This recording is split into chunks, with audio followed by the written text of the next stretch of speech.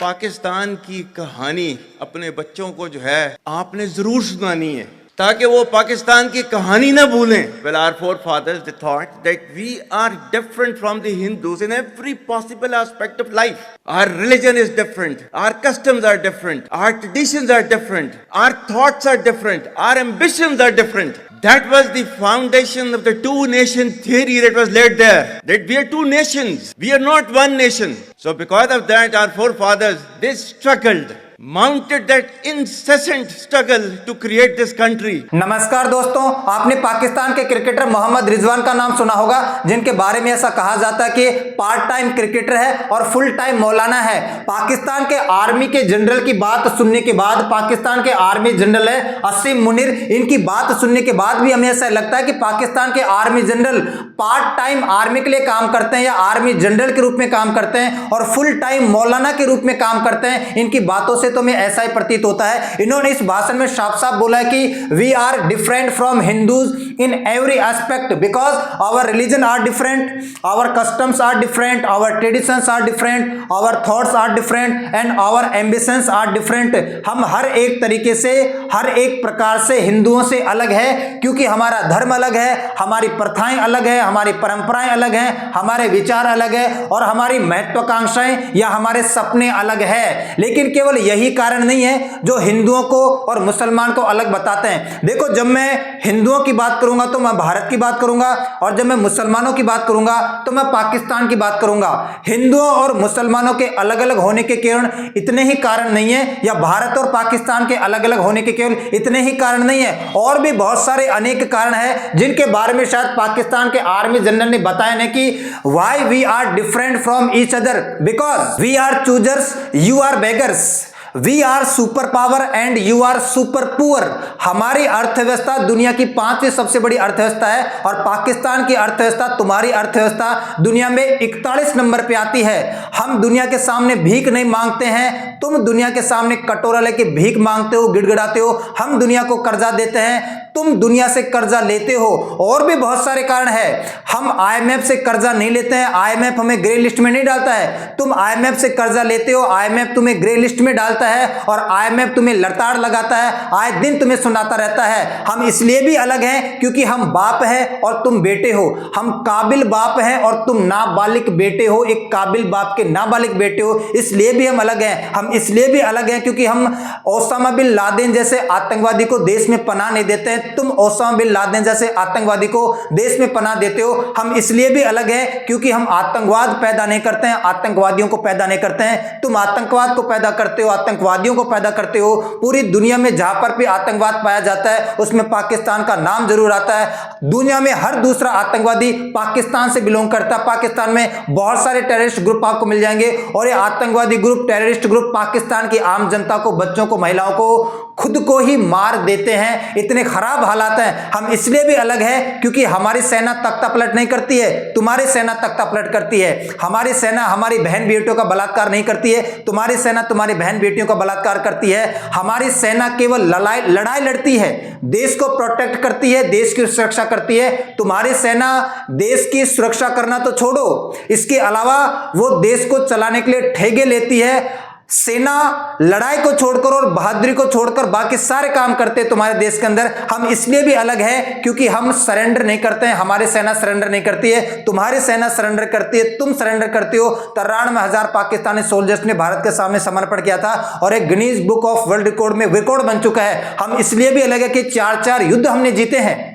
1947 की लड़ाई, 1965 की लड़ाई, 1971 की लड़ाई और 1999 की लड़ाई, चारों लड़ाई हमने जीती है. और तुम इसलिए अलग हो क्योंकि चारों लड़ाई हारे हो. तुम लोग चारों के चारों युद्ध तुम हारे हो और अपने बच्चों को यह पढ़ाते हो कि हम चारों के चारों युद्ध जीते हैं. हम इसलिए भी अलग हैं क्योंकि हम अपने बच्चों को किताब देते हैं, तुम अपने बच्चों को बंदूक देते हो. हम इसलिए भी अलग हैं क्योंकि हम अपने राष्ट्रपतियों को और प्रधानमंत्रियों को जेल में नहीं डालते हैं, तुम अपने राष्ट्रपतियों को और प्रधानमंत्रियों को जेल में डालते हो. हम इसलिए भी अलग हैं क्योंकि हम अंतरिक्ष में छलांग लगाकर अपनी काबिलियत साबित करके चंद्रमा के ऊपर तिरंगा लगा के आते हैं और तुम नाकाबिल अंतरिक्ष में छलांग लगा नहीं सकते हो, तो घर पे बैठ के अपने झंडे के ऊपर ही चांद बना लेते हो। हम इसलिए भी अलग है क्योंकि हम चाइना को चुनौती देते हैं, चाइना को टक्कर देते हैं, लेकिन तुम्हारे ऊपर चाइना ने कब्जा कर रखा है, तुमने चाइना को अपना जीजा बना रखा है। हम इसलिए भी अलग है क्योंकि हमारे पास आईपीएल है और तुम्हारे पास फटीचर पीएसएल है।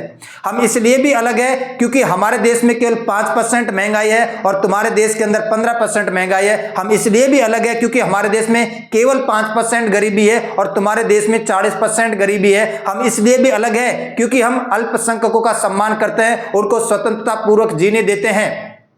1947 में जब आजाद हुए थे तब भारत के अंदर मुस्लिम आबादी 9.5% हुआ करती थी। आज भारत में मुस्लिम आबादी 14.5% है। लेकिन जब 1947 में पाकिस्तान बना था तब पाकिस्तान में अल्पसंख्यकों की आबादी 25% हुआ करती थी, जो आज घटकर केवल 3.5% रह गई है। इस वजह से हम अलग हैं। केवल इस वजह से अलग नहीं है कि हमारे विचार नहीं मिलते, हमारी थिंकिंग नहीं मिलती है, हमारे थॉट्स नहीं मिलते हैं, हमारे एम्बिशंस नहीं मिलते हैं, हमारे कस्टम्स ट्रेडिशंस नहीं मिलते हैं। हम इसलिए अलग हैं क्योंकि हम अलग हैं। तुम हमारी होड़ नहीं कर सकते हो। और ये तो अच्छा है कि हम 2 देश बन गए, वरना अगर एक ही देश रहता तो ना ही तुम खुद जीते और ना ही हमें जीने देते। अच्छा हुआ कि 2 देश बन गए ताकि हम अपनी काबिलियत साबित करके दुनिया में अपना परचम तो लहरा रहे हैं, वरना एक ही देश रह जाता तो मैं आपको गारंटी देता हूं कि इस लिहाज पर आज जहां पर भारत सुपर पावर है वहां पर कभी नहीं पहुंच पाते। और इन्होंने जो पाकिस्तान के फाउंडिंग फादर है मोहम्मद अली जिन्ना, या पाकिस्तान के जो जनक है, उनकी जो 2 नेशन थ्योरी है उसका भी समर्थन किया था। आप सभी को पता होना चाहिए कि मोहम्मद अली जिन्ना ने 1940 में 2 नेशन थ्योरी दी थी। 2 नेशन थ्योरी क्या थी, मैं आपको थोड़ा सा बता देता हूं कि मोहम्मद अली जिन्ना का ऐसा मानना था कि हिंदू और मुस्लिम्स एक साथ नहीं रह सकते हैं, दोनों में मतभेद काफी है। क्यों? क्योंकि दोनों के रिलीजन अलग अलग है, दोनों के कल्चर अलग अलग है, दोनों के बिलीफ अलग अलग है, दोनों की सोशल प्रैक्टिसेज अलग है। तो नीड ऑफ 2 नेशंस, 2 नेशन की जरूरत है, एक हिंदुओं के लिए एक मुसलमान के लिए। 1940 में इन्होंने इस 2 नेशन थ्योरी को यहां पर सबके सामने रखा था। तो पाकिस्तान के जो आर्मी चीफ है उन्होंने मोहम्मद अली जिन्ना की 2 नेशन थ्योरी का भी समर्थन किया कि मोहम्मद अली जिन्ना ने 2 नेशन थ्योरी बनाई थी और हमें अलग देश बना के दिया है क्योंकि हम अलग है। तुम अलग हो, क्यों अलग हो? क्योंकि अभी मैंने बताया कि तुम अलग क्यों हो, तुम्हारी हालात ही ऐसे हैं कि तुम अलग होने लायक हो। और ऐसा नहीं कि पाकिस्तान के जो आर्मी चीफ है उन्होंने पहली बार ऐसा भाषण दिया है, पिछले साल भी इन्होंने कुछ ऐसा ही भाषण दिया था। पिछले साल भी पाकिस्तान के जो आर्मी चीफ है असीम मुनीर या जनरल है, इन्होंने भाषण दिया था कि ये जो चारों लड़ाई थी 1948 वाली, 65 वाली, 71 वाली और 1999 वाली, इसमें हमारे सोल्जर्स ने, हमारे सैनिकों ने सैक्रिफाइस किया है पाकिस्तान के लिए और इस्लाम के लिए। पाकिस्तान के लिए और इस्लाम के लिए इन चारों लड़ाइयों में हमारे सोल्जर्स ने सैक्रिफाइस किया था। ये पिछले साल का भाषण है असीम मुनीर का।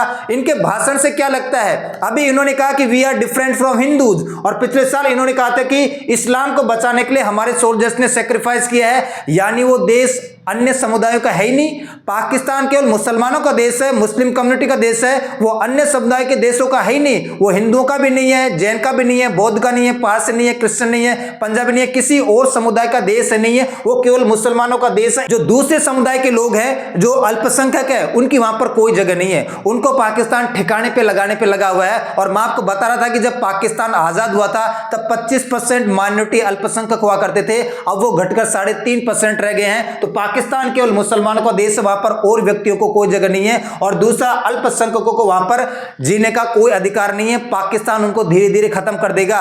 पाकिस्तान के आर्मी का जनरल बोल रहा है, अगर कोई नेता बोलता, राजनेता बोलता, पॉलिटिशियन बोलता तो मुझे बिल्कुल गलत नहीं लगता, क्योंकि हमारे भी राजनेता, पॉलिटिशियन कई बार ऐसी भाषाएं बोल जाती है हिंदू मुस्लिम को लेकर। ये एक बोलने वाली बात है कि नेताओं का कोई मुंह नहीं पकड़ सकता, लेकिन एक रेस्पॉन्सिबल पर्सन, आर्मी का जनरल ऐसा बोलता है। क्या भारत के आर्मी जनरल ने कभी ऐसा कोई भाषण दिया कि हमने हिंदू धर्म को प्रोटेक्ट किया है, हमारे सैनिकों ने हिंदू धर्म को प्रोटेक्ट करने के लिए अपने प्राण न्यौछावर किए हैं, या ये जो देश है ये केवल हिंदुओं का देश है, या हम मुसलमानों से बिल्कुल अलग है, we are different from Muslims? ऐसा क्या कभी हमारे आर्मी जनरल ने, आर्मी चीफ ने कहा है? कभी नहीं कहा होगा। यह दर्शाता कि आपके जो आर्मी के चीफ है उनके माइंड में भी कचरा है। देशभक्ति के आगे समुदाय, जाति, धर्म, संप्रदाय बिल्कुल नहीं आने चाहिए थे।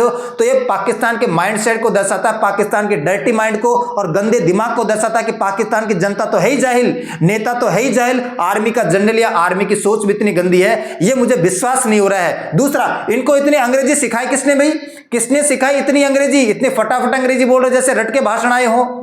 30 दिन का अंग्रेजी में कोर्स किया था क्या इन्होंने? और इन्होंने लास्ट में एक लाइन बोली है कि हमारे एम्बिशंस अलग अलग है। अरे भाई क्या बात कर रहे हो, हमारे एम्बिशंस अलग अलग हैं, हमारी महत्वाकांक्षाएं अलग अलग है, बिल्कुल अलग अलग है। हम और बुलंदियों को छूना चाहते हैं, हम और ऊपर तनना चाहते हैं, हम और सुपर पावर बनना चाहते हैं, हम अपने नागरिकों का भला करना चाहते हैं, गरीबी दूर करना चाहते हैं, बेरोजगारी दूर करना चाहते हैं, अर्थव्यवस्था को आगे बढ़ाना चाहते हैं, हर एक नागरिक को लेकर चलना चाहते हैं। लेकिन पाकिस्तान के एम्बिशन क्या है? पाकिस्तान का एम्बिशन ये है कि पाकिस्तान के 4 टुकड़े होने वाले हैं। पाकिस्तान का एम्बिशन ये है कि दुनिया के सामने भीख कैसे मांगे, पाकिस्तान का एम्बिशन ये कि दुनिया के सामने जलील कैसे हुआ जाता है, पाकिस्तान का एम्बिशन ये कि और गरीब कैसे बना जाए, पाकिस्तान का एम्बिशन ये कि और आतंकवादियों को पैदा कैसा किया जाए। तो पाकिस्तान के आर्मी जनरल का डर्टी माइंड इससे दिखाई देता है। आपकी इसके ऊपर क्या राय है कमेंट में जरूर लिखना।